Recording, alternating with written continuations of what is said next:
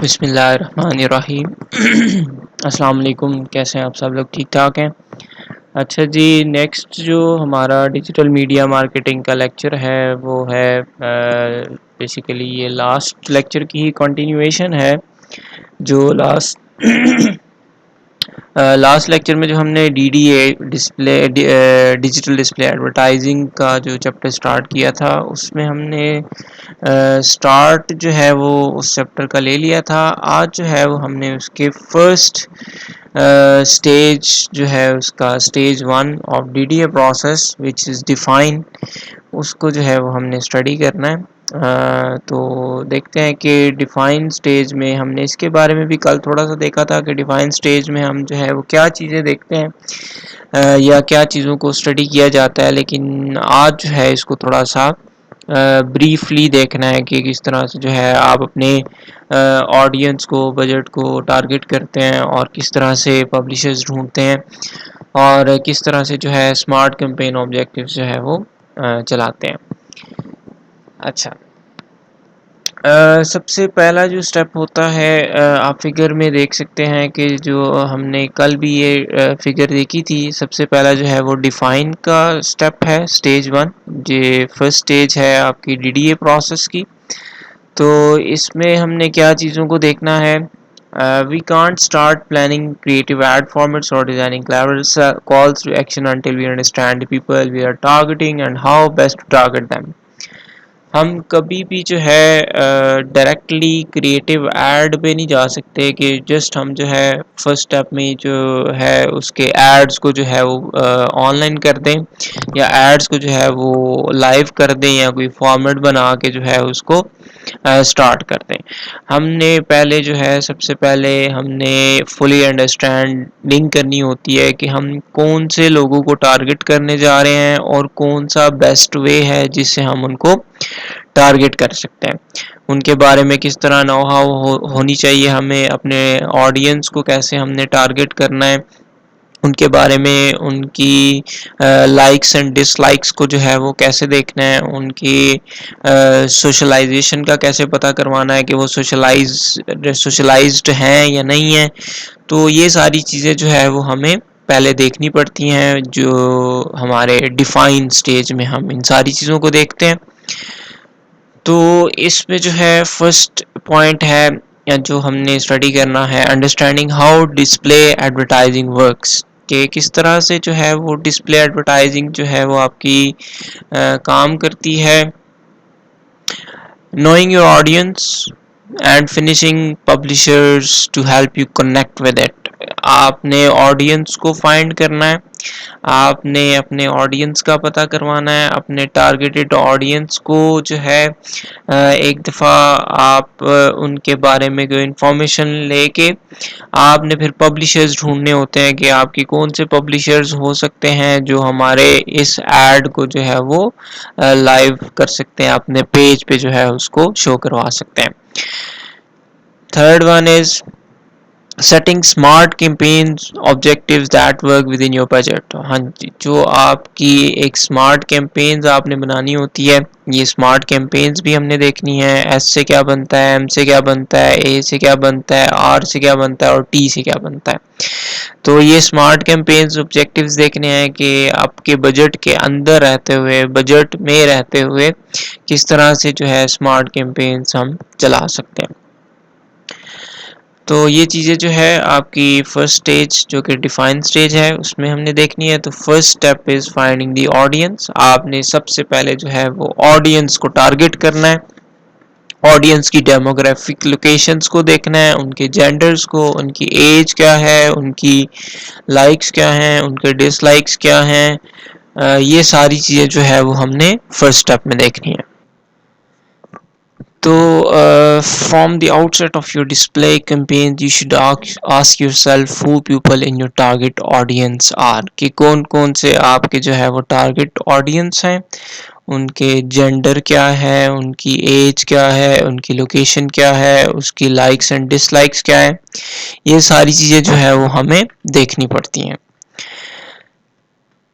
नीचे जो है वो फिगर दी हुई है, एक फिगर 4.4 में डेबी डिजिटल कस्टमर पर्सोना।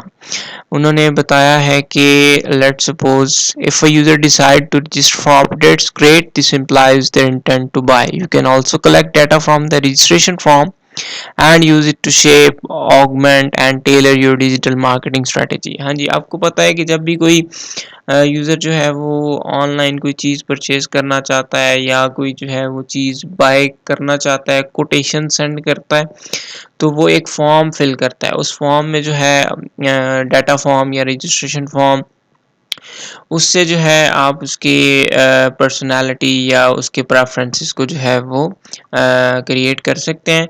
तो for instance you can create personas, personalities and preferences such as Debbie in figure 4.4। जिस तरह यहाँ पे जो है एक एग्जांपल में एक डिजिटल कस्टमर पर्सोना डैबी जो है एक डिजिटल कस्टमर है, उसकी सारी इंफॉर्मेशन जो है वो ली हुई है। एक पॉइंट है कीप्स फिट, मैरिटल स्टेटस जो है वो सिंगल है, लोकेशन जो है वो टोरंटो है, एज 30 है, रेंट्स अपार्टमेंट है, लाइक्स टू सोशलाइज, सोशलाइजेशन जो है ये लाइक करते हैं या नहीं करते, कितनी इनकम है, $35,000 जो है अर्निंग है, स्मार्टफोन है, लव्स फोटोग्राफी, हॉबीज़ क्या हैं, एक्सेस टू ब्रॉडबैंड।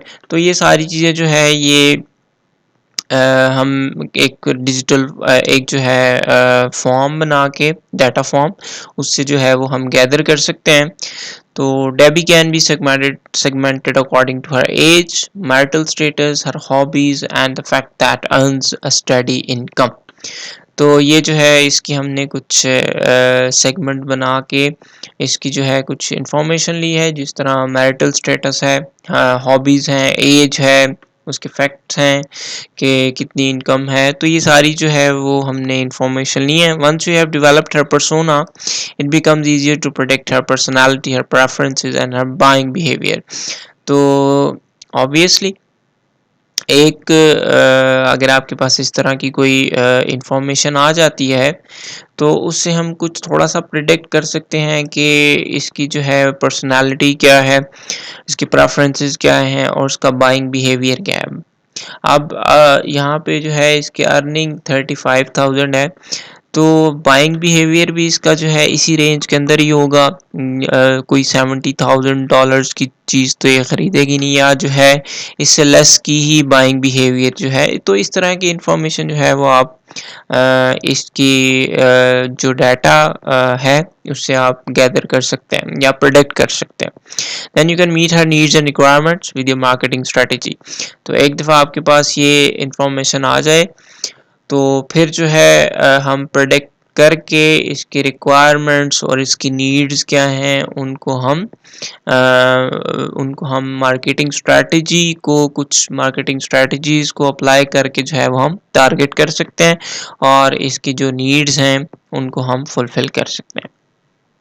तो इस तरह से जी आपको टारगेट करना पड़ता है अपने ऑडियंस को कि आपकी कौन सी जो है वो टारगेट ऑडियंस है। सेकंड स्टेप जो है, एक दफ़ा आपने अपना टारगेट ऑडियंस जो है वो डिफ़ाइन कर लिया है कि कौन सा आपका टारगेट ऑडियंस है, उसकी नीड्स क्या हैं, उसकी रिक्वायरमेंट्स क्या हैं, उन नीड्स और रिक्वायरमेंट्स के अकॉर्डिंग जो है वो आपको कोई पब्लिशर्स ढूंढने पड़ते हैं। ठीक है जी। Once you have defined your target audience, you need to match this audience with the most appropriate publisher for your ads. तो फिर जो है इस ऑडियंस को टारगेट करने के लिए या इसकी ज़रूरत को मैच करने के लिए हमें सबसे जो अप्रोप्रिएट पब्लिशर है इस ऐड के लिए, उसको हमें देखना पड़ता है। उसको जो है उसके साथ कांटेक्ट करके उसको जो है वो लेके आना पड़ता है। Back the user's trail, stay a user search for adventure holidays. Now that you know what he is interested in, you can show your ads on the most relevant site.